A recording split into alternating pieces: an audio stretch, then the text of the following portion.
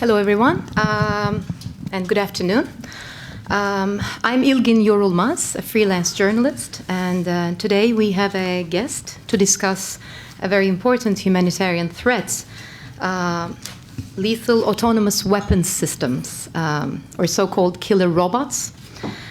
These are a range of technology that include, but is not limited to, unmanned aerial vehicles, the UAVs, that use facial recognition technology to pursue and destroy targets, armed ground robots patrolling borders, and maybe not so distant future, even battalions of Terminator-style robot soldiers, again using artificial intelligence, which operate outside human control. And although the abbreviation of lethal autonomous weapon systems is LAWS, no law or no rule govern this artificial intelligence race at the moment. The world is split over how much control is ethically and morally necessary for such weapons, because there's the risk that they may launch attacks solely based on deep learning and algorithm. The United States, United Kingdom, Russia are among those countries that are against a preemptive ban. And they argue that there's no global standard over the definition of lethal autonomous weapons. And they think that acting prematurely could slow down military development that uses artificial intelligence.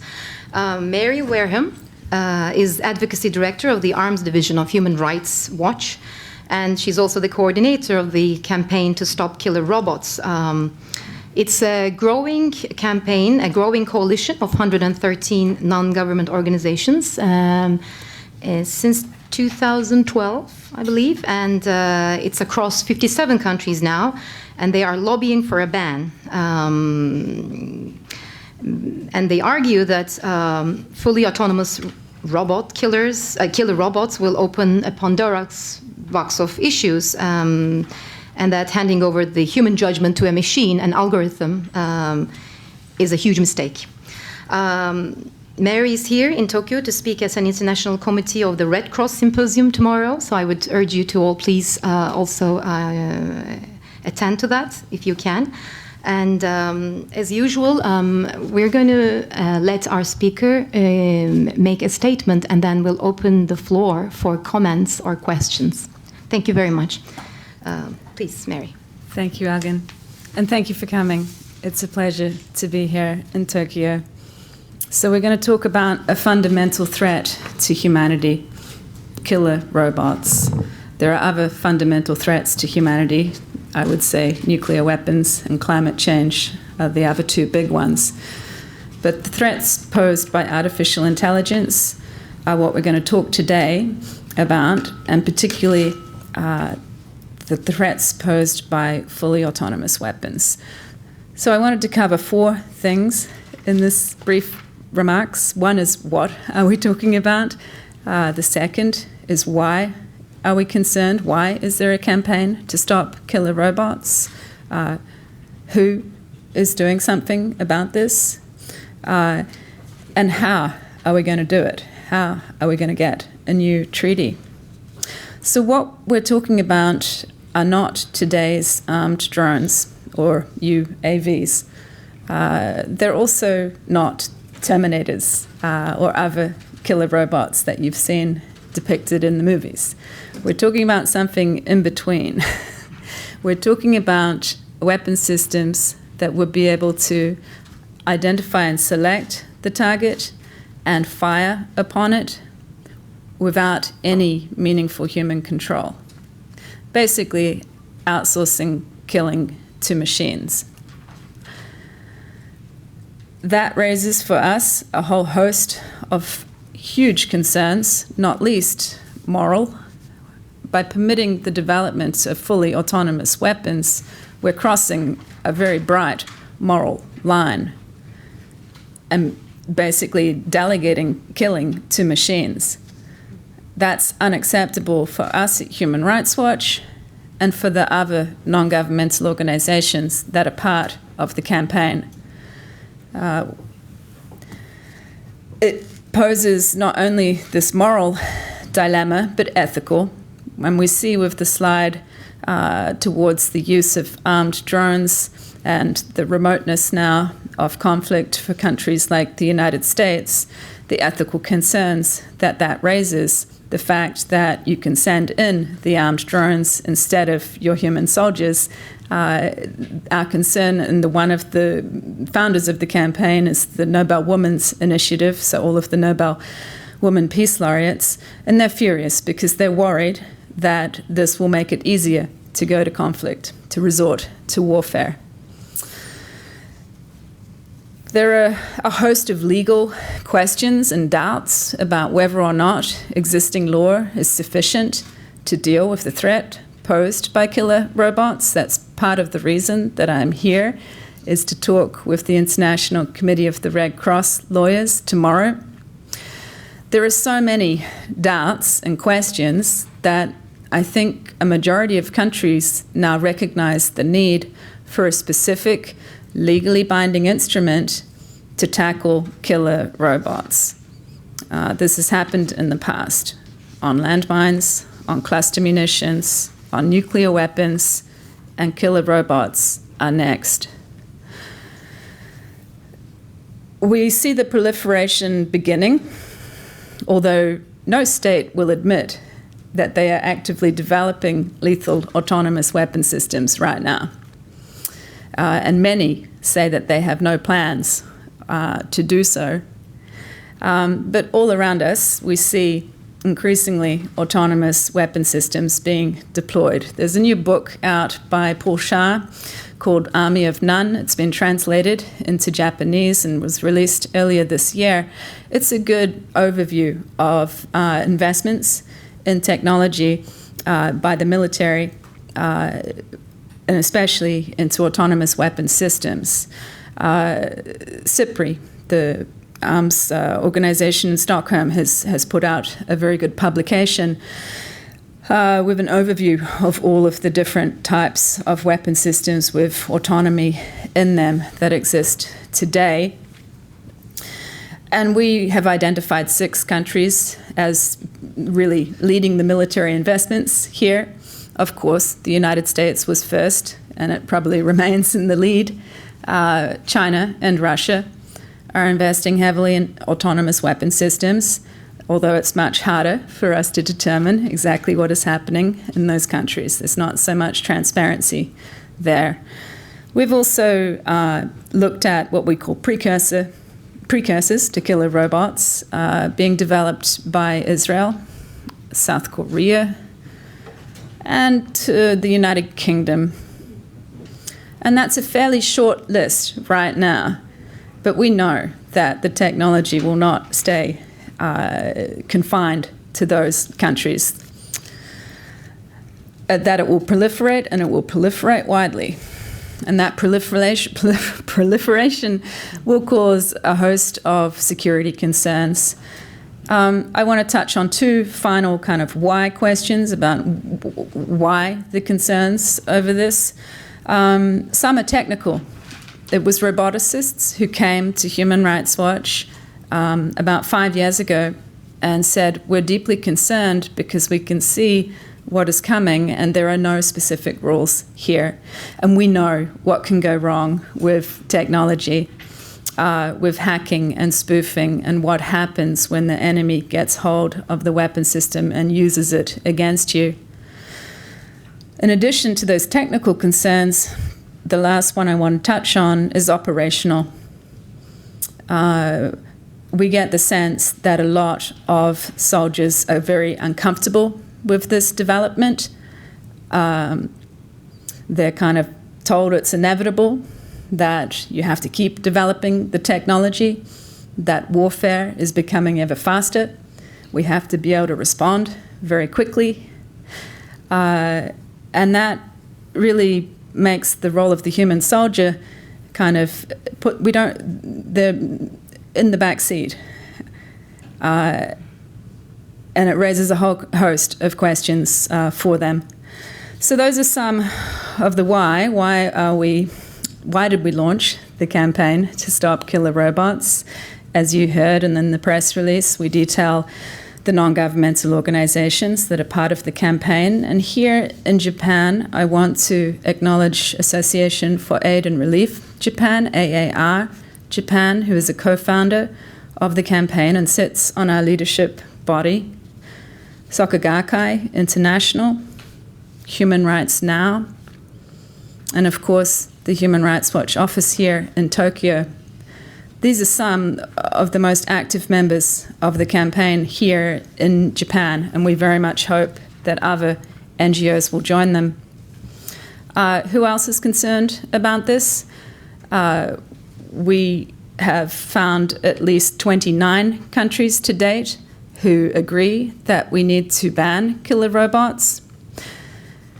And then there are dozens more that see a need for a new treaty. And in their view, it should address the role of the human in warfare. It should establish the principle of meaningful human control over the use of force. For the campaign, that's the same as a ban, okay? It's just a positive way of framing it as opposed to the negative way. But if you believe that we need to retain some form of human control over weapon systems, that means you're going to object to weapon systems that don't have that meaningful human control. So I would say that the world is not so split on this. There is widespread acknowledgement among governments about these threats that are posed. More than 90 countries have been talking about this issue at the United Nations since 2014 in 8 different meetings. But while they've learned a lot about the threat and talked a lot about the different aspects of it, they've not spent nearly enough time considering what to do about it. And there's really a limited number of options here. One is do nothing and just rely on existing law to apply and trust in militaries to do the right thing and not deploy fully autonomous weapons systems. The other is to accept that international law needs to be strengthened. It needs to be enhanced. And you do that through a new treaty. That will help us determine what is acceptable and unacceptable about autonomous weapon systems. Already, the campaign to stop killer robots is stigmatizing the removal of meaningful human control from the use of force. What is meaningful human control? That's why we need the treaty to work and elaborate this. That's how we're going to define what a killer robot is by looking at it through the framework of human control. These talks that are happening in Geneva at the Convention on Conventional Weapons are aiming low and going slow. I was at the last meeting 2 weeks ago, and there were more than 90 countries there, including Japan. The majority of them wanted to get going here and start work on the treaty, but they were held back by 2 countries, the United States and Russia. And it's funny how the countries who are investing the most in autonomous weapon systems are the ones who know the least about what we're talking about, who want to kind of say we cannot move forward until we've defined a killer robot. Defining a weapon system is ultimately a political decision that's taken when you're negotiating the treaty, in my experience on cluster munitions, as well as on landmines. So what do we do about the United States and Russia? Do we let them rule the game here? Because what I saw in Geneva is that when Russia and the US object, it gets put in the text, right? And we end up getting a weaker document as a result. For example, the United States wanted no reference to this notion of human control in the final report and in the findings. They wanted to talk about human-machine interaction, the human element. They were also objecting to talking about human rights, human dignity. This is the IHL, International Humanitarian Law Convention, which means they're supposed to talk about the laws of war, but the ramifications of killer robots are much, much wider than that. Human rights law has to be taken into consideration, and I haven't kind of described what we want, but what the Campaign to Stop Killer Robots wants is a new treaty to prohibit fully autonomous weapon systems to retain human control over the use of force. Momentum is growing behind that call. The United Nations Secretary General threw his weight behind this last year. He views these weapon systems as morally repugnant, politically unacceptable. He wants to prohibit them. So we've got a really sizable number of countries now who have a desire to move to create the treaty. We have the United Nations fully behind this. We have a very strong or growing campaign of non-governmental organizations that's nearly doubled in size over the last year. We have thousands of artificial intelligence experts who have signed on to these open letters since 2015. Many high-level people like Elon Musk and other company directors. And over the past year, the technology workers themselves have been coming on board the campaign as well. Once they understand what they're working on, they also want to help us with this. So we're gathering strength and we're gathering momentum, and this is why we say the international treaty is inevitable. It's just a matter of where it's going to be negotiated, who is going to negotiate it, and how strong is it going to be. We know from the experience at the CCW that we're not going to be able to produce a strong treaty there. And that's because of the consensus way in which they take decisions. And so then what do? Well, there's two ways of making a treaty. One is to take the issue outside of the United Nations and embark on a standalone process. This is what Canada did when the CCW failed to address landmines. It launched the Ottawa process that created the Mine Ban Treaty, which has now got 164 countries on board.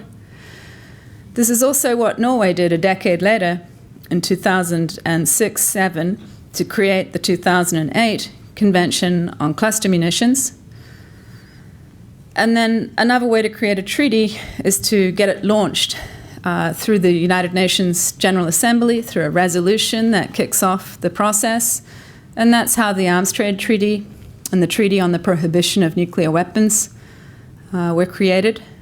So there are several pathways ahead of us.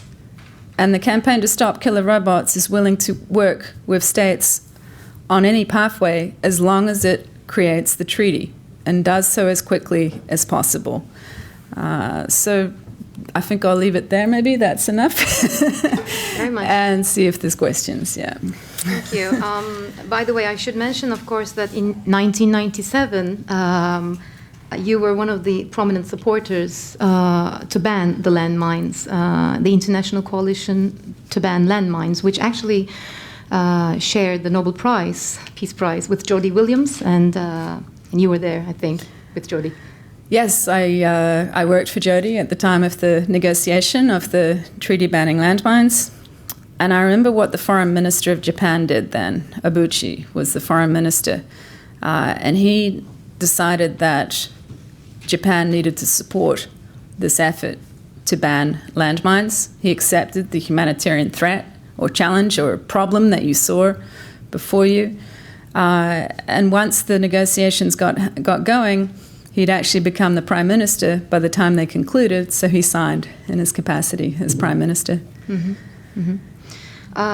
Let me just ask the first question, and then maybe we'll open it to the questions to the floor. Now, I'm looking at the campaign to Stop Killer Robots own page, and I can see the 29 countries calling for a prohibition. And the majority of them are developing or even perhaps least developed countries in the world. Why is that? Why do you think this is? Is there any difference from the landmine campaign to this one in terms of even the countries that are supporting? The first country to call for a ban on killer robots was Pakistan back in May 2013. And basically it said, as the victim of armed drones, if this is what's coming next, we want no part of it. Most of the developing countries are furious about this development. They see where this is heading. They understand that proliferation will occur, eventually to non-state armed groups, and that it will just prolong warfare and create more conflicts, and civilians will be harmed. So for most of the developing states, they are very much behind the call for the new treaty at the moment. From Europe, we just have Austria, yes, and Holy See, the Vatican. Mm-hmm. But we do have coalition agreements now for the new government in Finland, in Germany. We know that Luxembourg and Denmark are reconsidering their positions. We see movement happening in European states to get serious on this question. And so this is why I say the treaty is inevitable, because the majority of states want it. And the longer that they're prevented from moving towards it in the CCW, the more likely it is that we're going to have to leave. There is a deadline of sorts in that the CCW has a review conference at the end of 2021. That's 2 years away. A lot can happen in 2 years, especially in the technology field. The diplomacy is moving at snail's pace.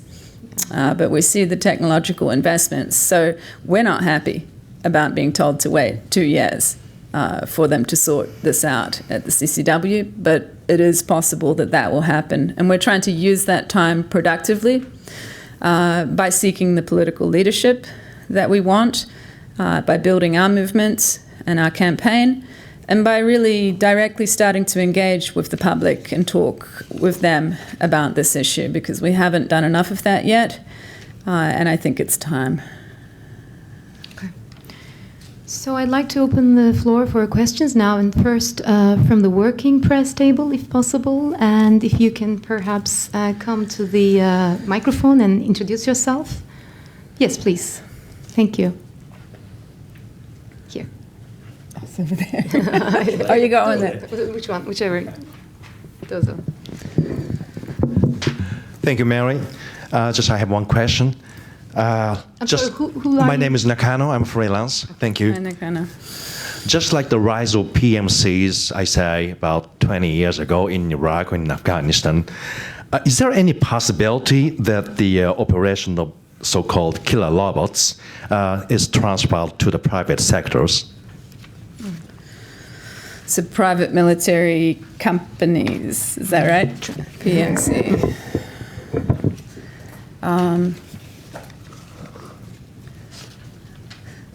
I guess it's how you define a private military contractor, isn't it? Not Yes. company. Okay. Yeah. Yes.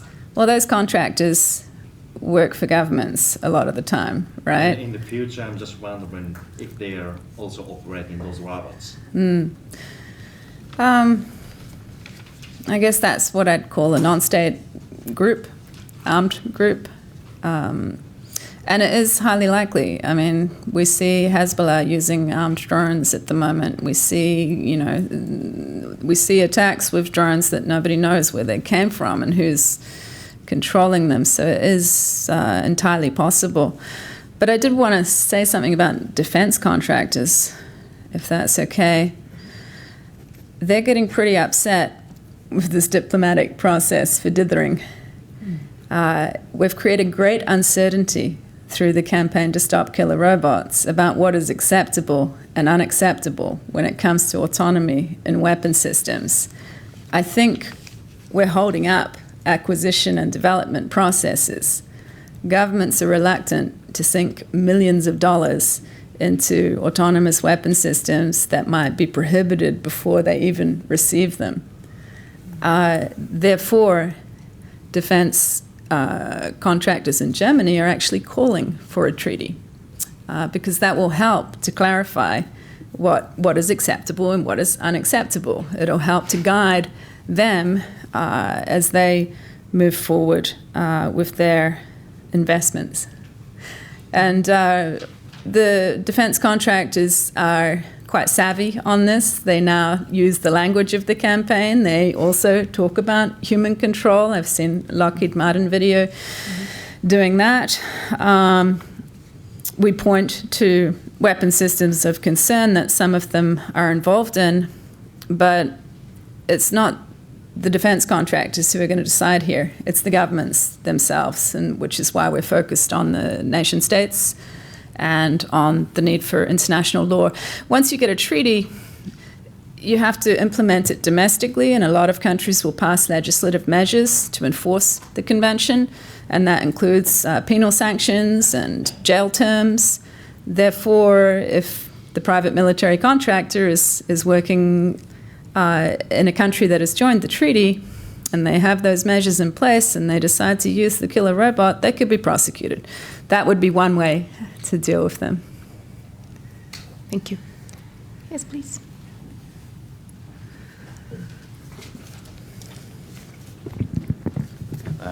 Manzurul Haq, Daily Pratham Alo, Bangladesh. So I have a couple of questions. Yep. First is how optimistic you are that your treaty, if you reach the treaty, it will be something viable, because we see the nuclear ban treaty. It has been accepted, but nowhere it is. So what is their optimum position? How are you that confident that it will work out? This is the first one. Second one, my personal feeling is you are a little bit late in this field, because killer robot is the eventual outcome of what we have seen, drone, before that cluster bombs and others. I didn't hear any of those protests about those. And drones are still over there. And robots and human robots, do you find any different? Because drone operators, they are made as human robots. They are educated in a way that there's no difference with killer robots. So what's your position on that? Human turned into robot. Thank you very much. Okay. Thank you very much. Why are we confident that we'll succeed? Well, I take governments at their word, the ones who have expressed concern and who've called for new law. That's the countries that we want to work with. We also see the United Nations as part of this. I think the Red Cross will soon be urging new law. And our campaign to stop killer robots is growing in numbers and strength, because we're receiving funding now from the private sector, from wealthy investors who want to invest in biotech and artificial intelligence and technology companies. There's a lot of money to be made off this right now. But they also have ethics, and they want to support us because we're an example of an effort to deal with some of the worst case scenarios involving artificial intelligence. So they want to see us succeed. Also, the technology workers at Google and elsewhere are giving money from their salaries to the campaign to stop killer robots. They also support us. So it's not really any governments funding this campaign or big foundation behind it, but rather we've got dozens and dozens of smaller private investors who want to see this succeed and who want to see the new law. So that's one reason. Another reason why I'm optimistic. This is the right thing to do. It's just a matter of, are we going to be too late? And I've spent the last 20 years dealing with tragedies caused by landmines, caused by cluster bombs, caused by explosive weapons used in populated areas, caused by weapons that burn, incendiary weapons used in Syria. And if you have the opportunity, it's very rare that you can try and prevent a tragedy from happening. And that's why I wanted to lead this campaign to stop killer robots.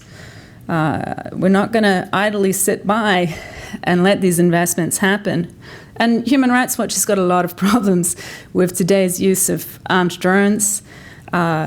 with the lack of transparency, with the lack of accountability with them. But at the end of the day, there's still somebody you can hold accountable, at least, a human, even if it's very difficult to do so. I think just the sheer number of countries who are calling for new international law is a good indicator of how many will participate in a negotiating process and then sign, ratify, and do all of the other things. It's harder once you get your treaty to kind of sell it. We want as many countries as possible to participate in the negotiations, to own this treaty, which is why our national campaigning is so important. We're really making big efforts at the moment to engage parliamentarians, the media, civil society, and the public. We've done some polling that has shown that the public opposes the notion of a lethal autonomous weapon system in 28 countries. I think all of the public were majority opposed except in Israel and India. I can give you the link to the last poll. And that includes here in Japan. And we asked why in the last survey, and the most popular answer was this notion that we should not be permitting machines to take human life on the battlefield. And not just the battlefield, like I said before. We're concerned about potential use in law enforcement, police operations, crowd control, also borders and border control too. I'll leave it there. The human... So how strong your campaign in two culprit countries you mentioned, United States and Russia? How strong is the campaign in those countries? I'd say in the United States it's growing because of this debate over facial recognition technology. That debate at the moment is currently about privacy, surveillance.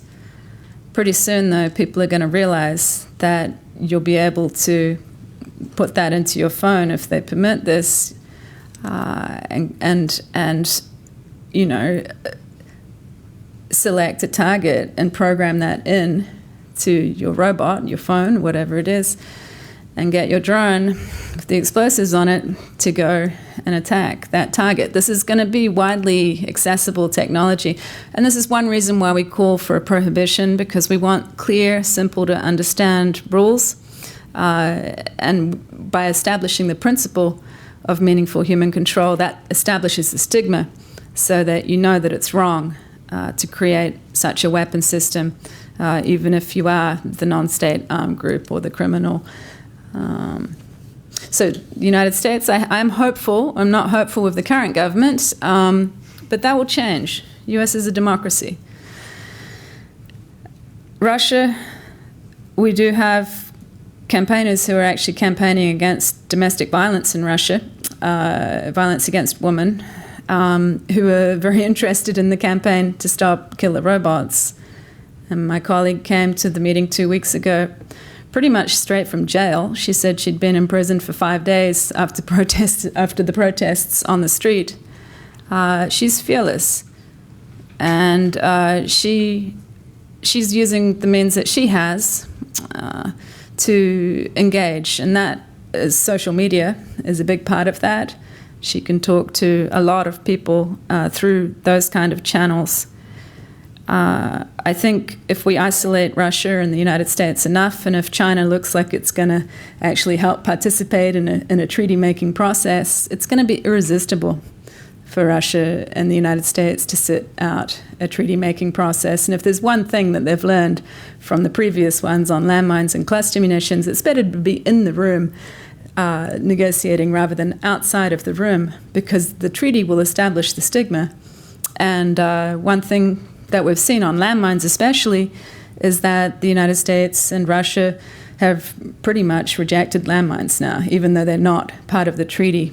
The 55 million mines have been destroyed from stocks. Production has dwindled.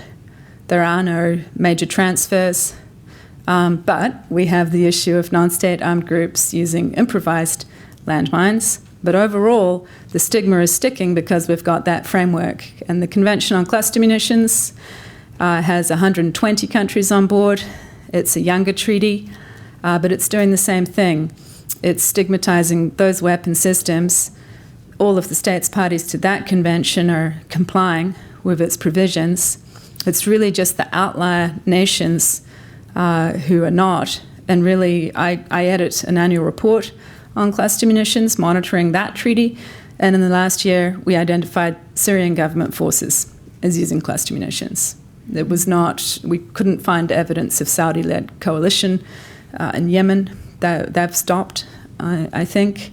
So that shows you the power of norms and treaties, even if for the countries who don't join up. There was a second part to the question about human robots. About absolutely, like if you can catch your breath, I just want to add to that. There's a movie called Eyes in the Sky, and I remember watching that a couple of years ago. It's about the drone warfare, really, and even when there is a human control, there is that ethical dilemma. There's this, I think it was Colonel or something, and they're in the middle of Nevada in a desert, and they're just operating this drone, trying to decide whether they should launch the attack. And there are generals in London, and there's another one in Washington, D.C., and just playing golf and just very pissed off. Why are you calling me in the middle of my golf game? And so even if there is a human control, there is that ethical dilemma, there's that huge responsibility. I think that was part of the question you were asking about human robots. I mean, basically by calling for a preemptive ban and talking about future weapon systems, we're in effect saying that we want the status quo. You know, why do we have to go down this dark path? I feel sympathy with those drone pilots because I've met many of them, and they are really confused people who have a lot of issues because of what they've seen. But at least you have a human there who you can hold accountable and try and ensure that there is justice for the victims of armed drone strikes that are illegal. There's another movie out now called Angel Has Fallen. I recommend that. It's got I think it's the opening scene is a US president being attacked by a swarm of killer robots. We're going to see more of those kind of films. And this notion of swarm technology, very small autonomous weapons that you know, not just a few dozen, but hundreds or thousands of them attacking a city, is a nightmare scenario. It's not happening right now, but we're beginning on that path too. So that's another example. Humans turning into robots. I'm not the person to answer that question about what I call cyborgs, but what I do hear, I guess, in the campaign, I take a lot of questions from a lot of people who have a lot of concerns about a lot of different aspects of the technology. The Biological Weapons Convention people are actually looking at this in part at the moment. So it is being looked at, but I'm not too sure. It's a further away thing, you know. Sometimes we're depicted as the campaign as anti-Terminator. Oh my goodness, the walking, talking, sentient robots are coming to get us. That's not what our concern is about. We're concerned about the much more imminent deployment of weapon systems that will lack that meaningful human control over the selection and engagement of targets. We're concerned about rudimentary weapon systems that will be able to incorporate sensors and other systems to take a human life. And we don't want to delegate that to an algorithm. But I think perhaps there will be another campaign to deal with that concern. Thank you. Yes, please. And then you, please.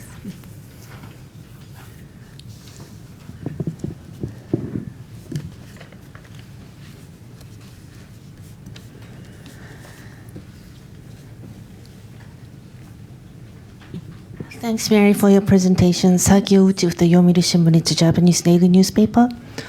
You've mentioned the possible two paths forward, one within the UN framework and one outside the UN framework. Which is your preferred way forward at this point? Does it mean you've sort of given up on CCW already? And another question, what's your analysis on the logic behind China's move? I mean, they're for a ban on usage, but they are actually in developing. Is it like, oh, we're going to continue to develop, but we're lagging behind US and Russia, so we'll just continue developing legally, and then once... Thank you. Thank you. Good questions.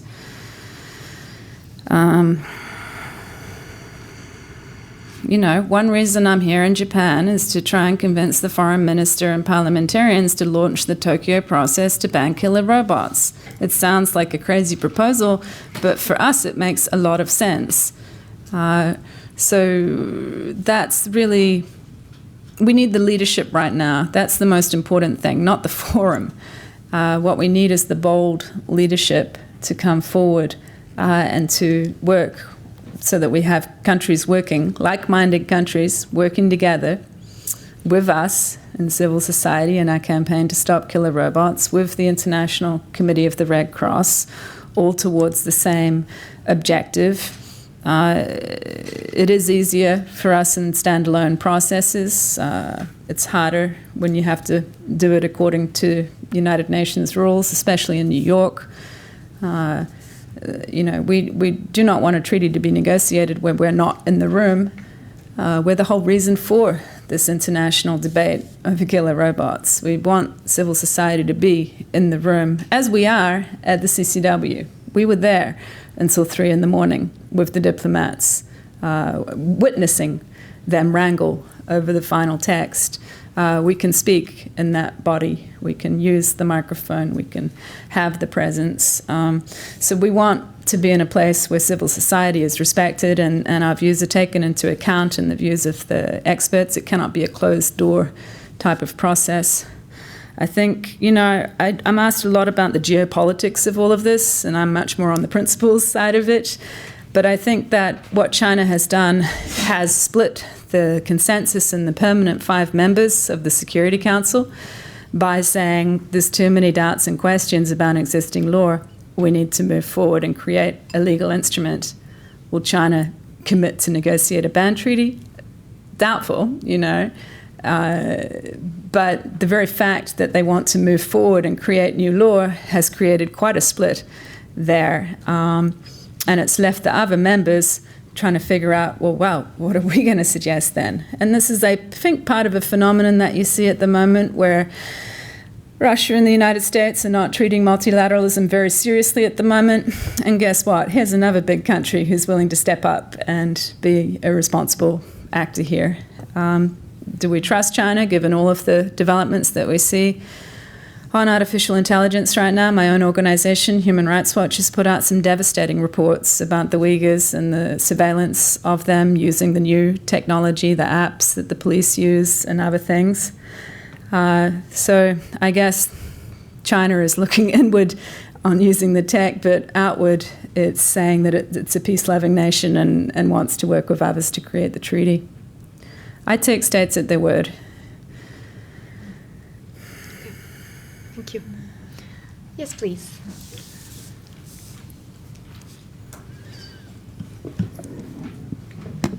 Hey, thank you for your very interesting presentation. I'm Miwa Suzuki from AFP.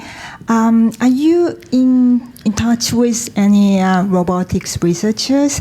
Because a Japanese Robotics Society or conference is underway at Waseda in Tokyo this week, and I see a lack of argument on the risks of the technologies being used to kill people. Thank you. I think in the technology sector in the early years of developing artificial intelligence, everything was fine. It was going to be great. It was going to be beneficial for humanity. There was a great desire to focus on the positive and not the negative. But since 2015, since the launch of the campaign, they realized the reputational risk that will come with killer robots. And the roboticists are part of the co-founders of our campaign to stop killer robots. They feel very strongly that you cannot program ethics and the laws of war into a robot or into a machine. I put in the press release the laws of war were written for humans, not for machines. So that's one reason. And it seems like there's a conference on artificial intelligence every week at the moment, and a lot of talk about ethics at the moment, and a lot of talk about principles, including in the diplomatic meeting room. And principles are fine. It can help you kind of reach common understandings. But in the case of killer robots, it's insufficient. We cannot rely on ethical principles to be the answer to the killer robots threat. So I'd say that the technology sector is very much on board. The campaign to stop killer robots now has staff. We've put one staff person in Silicon Valley to engage with the tech sector, the tech companies, the tech workers, the tech diplomats. And I think Denmark, France, so many countries now have got representation in Silicon Valley. So that's a good example of how much attention everybody's paying to the tech sector. And I think they want to be part of the solution rather than part of the problem. And the tech companies in the United States, you know, a lot of the tech workers, the first big issue that they found their voice on was Project Maven at Google, which was this project to sift through footage taken by surveillance drones, video footage, put it through machine learning programs, identify objects from that process. I wrote a letter asking Google, how can you assure us that this process of identifying objects doesn't turn into one of identifying targets for lethal action? This is the beginning of the slippery slope. So we had questions. They listened to their employees. Last June, Google issued ethical principles. They're one of the first big corporates to do so. And those ethical principles contain a commitment not to design or deploy artificial intelligence for use in weapons. That's a big commitment. They also dropped Project Maven. That's not the end of their ethical concerns, though. There are many more. But I think the companies now have seen the workers starting to find their voice on this, and so that gives me hope as well. Could you elaborate on Project Maven, perhaps, for those who don't know about it? Well, Project Maven was a Department of Defense, U.S. Department of Defense project. The U.S. Department of Defense has opened a Silicon Valley office of its own to engage the tech sector and try and recruit the companies. It's got a lot of money. It's dangling out there. It talks about all of the beneficial humanitarian types of investments that it wants to make with the tech sector and AI, but at the end of the day, it's the U.S. Department of Defense. And a lot of the time the tech workers don't know exactly what they're working on or exactly who they're working for. And when they found out that they were involved in this project with the Department of Defense, they started to raise their concerns internally about the project and the use of their tech to identify objects, potentially targets. So they found their voice on that. I'm trying to think what else I was going to say. But, you know, what about the workers at Microsoft? What about the workers at Amazon, at IBM, at the other big corporates as well? There's thousands of them. And when Project Maven really started to be in the press, they were ridiculed by Washington, D.C., by the think tanks, you know, who were like, you're so unpatriotic, you don't want to work with the Pentagon. I was getting calls from Google workers in Zurich, in Dublin, in Berlin. It's a multinational corporation, and so they didn't understand why they were working with one single military of one single country as a big multinational, multi-corporation thing. So it was the beginning, I think, of what we're going to see more of in the future. Mm-hmm. Thank you. Does anybody have any comments or any questions, perhaps? One down the back there. Yes, please. We have about 10 minutes left. Oh, yeah. Hallo, Arbeitstiger Freelance. So the topic, I guess, was oddly enough, since we were talking about movies earlier, was covered 3 decades ago with RoboCop, which was a private company with the Ed 209, which is an autonomous artificial intelligence, weapons or killing reinforcement law machine, whatever you want to call it. And basically the machine was just had a pre-programmed set of requirements in order to use lethal force, and it was by a private company. So technology these days is so advanced and so easily accessible even to the lowest income bracket of any company that it wouldn't really take much to modify an existing machine. I mean, theoretically, you could just put a handgun in a drone, and if the drone has a good enough computer, you can program it to these set parameters. You see a cat, like cameras have, facial recognition. Now they can recognize cameras. You see a cat, shoot it. So what's to stop these treaties you speak about? Of course, they can stop governments, but what's to stop Joe blowing his barn from turning his drone into a cat shooter? So another way of putting it. Thank you. The law. This is why we call for the treaty, to establish the international law, and then from that, the national legislation to enforce it, the penal sanctions, the fiscal fines, and the rest of it. You just made a very good case for new law, so that we have the rules, even if they're not followed, we're going to follow up. I haven't stopped working on landmines since we created the treaty back in 1997. I've spent all of that time monitoring to make sure that it's being that governments are abiding by it, that armed forces are abiding by it, that non-state armed groups are abiding by it, and that includes private contractors and individuals. But we are trying to stop the mass-produced, factory-made, fully autonomous weapons of the future. And so we cannot say that we'll be able to prevent every actor from creating, the roboticists in the campaign like to say, I could build you a killer robot right now in my lab, if I really wanted to. It's just my ethics that's holding me back. So we're under no illusion at how easy this may become, but that's all the more reason to have the rules in place and the stigma against that, so at least we know that it's wrong when we see it happening. And we can make some effort to deal with it. Does anybody have any other questions or comments? Or yes, one more question, please. Yes. Thank you.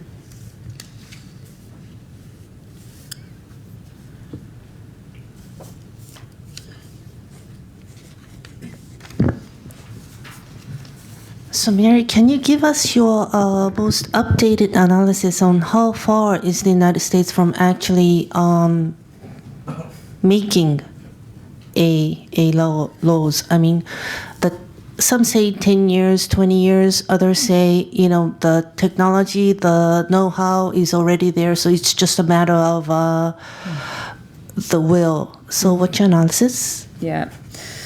I mean, it's a question we knew that we'd be asked about from the very first report that we issued at Human Rights Watch, Losing Humanity, the case against killer robots. We put that out in November 2012. We talked to a whole range of roboticists and technology experts at the time, and we asked this question because we knew we'd be asked it. And we were told within the next couple of decades. Okay? That time frame now has been moved forward to in the coming years. We're no longer talking about decades, but years. And then we have this kind of debate. Somebody said earlier, I think you're too late. For us, it was a big question. Are we too early? And everybody laughs at us and, ridicules the campaign. That didn't happen. When we launched, governments were saying, thank goodness, we've been waiting for this. You need to push us. So please do so. Does that mean that we're too late? Do killer robots already exist? Nobody will admit to developing a killer robot, and most countries will say they've got no plans to do so. So that's the right time to be negotiating a treaty if you've got that much goodwill around the notion of this. We want to kind of harness that if possible. So again, I suggest Paul Shah's book, Army of None, that gives a very good overview of the state of technology in the United States And he asks everybody, he goes out and visits a lot of the weapons developments and asks everybody about where would you draw the line? What would you see as the need for human control? How do you feel about that? And his conclusion is that we're at the beginning of the road, but we're not at the worst part yet. And I think Paul Scharr is actually a former U.S. Army Ranger who wrote the Pentagon's earliest policy statement on killer robots. So, I suggest that. The United States is one of the only countries to have a policy in place committing the U.S. Department of Defense to ensure adequate levels of human judgment over the use of force. It's the problem with it is that all of the officials interpret it differently. It appears to kind of curb use for now, but the problem we have with it is that it greenlights development. So there's all sorts of money being sunk into autonomous weapon systems. I just think that a lot of nations are reluctant to even begin to consider deploying them because they know what the reaction will be.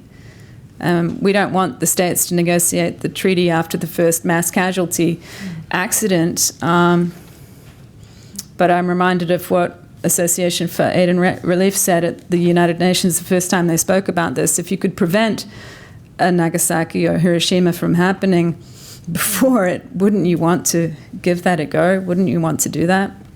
Just one follow-up. Yes, please. What about the rules of engagement? I mean, if there isn't any treaty or rules or any new laws against it?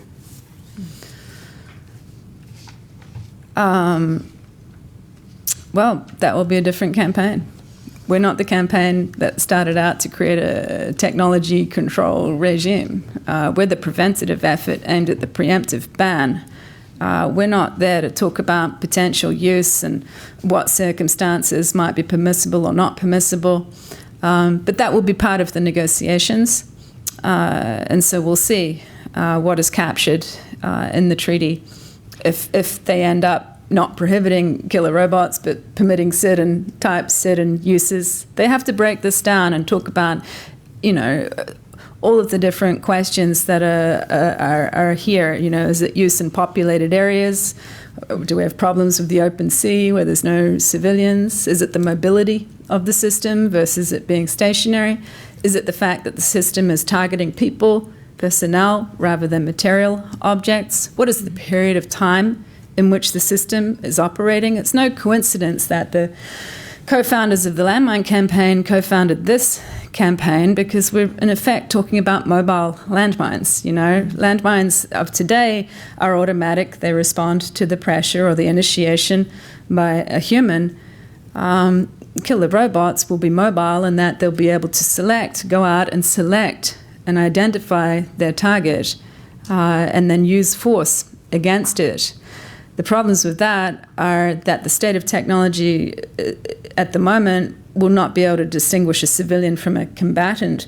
So those kind of weapon systems will make mistakes. We already see that at the moment with facial recognition technology, especially with people of color. It depends on who has programmed them. But the other danger of this is that the weapon systems could be programmed to target an entire group of people. And that's something that particularly concerns the developing nations, developing countries. Mm-hmm. Thank you. If there are no other questions or comments, I would like to... Yes, please. Yes. Thank you. Short one. Is it possible to convert the existing robot into killer robot? Because Japanese robotic technology is quite high. So if Japan wants to convert those... So is it... I can repeat the question if you want. We'll yes, take the question again because... So is it possible to convert this existing robot into killer robots? And if possible, how long it will take? Because Japanese robotic technology is quite advanced. Yep. So if Japan wants those robots to convert into killer robots, how long it might take? I think it could be done relatively quickly, but not creating a terribly effective weapon system,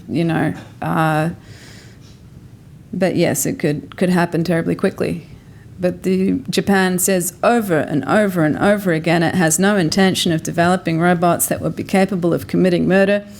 And we're like, great, let's start the treaty then, if that's how you feel. And I've met with supportive parliamentarians here in Tokyo this week, with the Ministry of Foreign Affairs, with defense officials, and there is widespread agreement that this is a threat that we need to tackle now.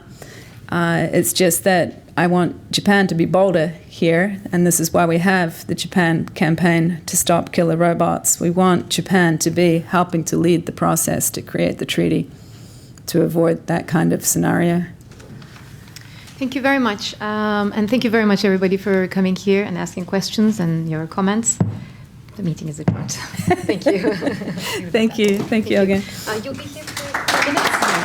Thank you. Mary will be here for a couple of minutes if you would like to approach and ask her. And my colleagues are here from the Japan campaign as well. Exactly. If you want to meet any of them. In that table. Thank you.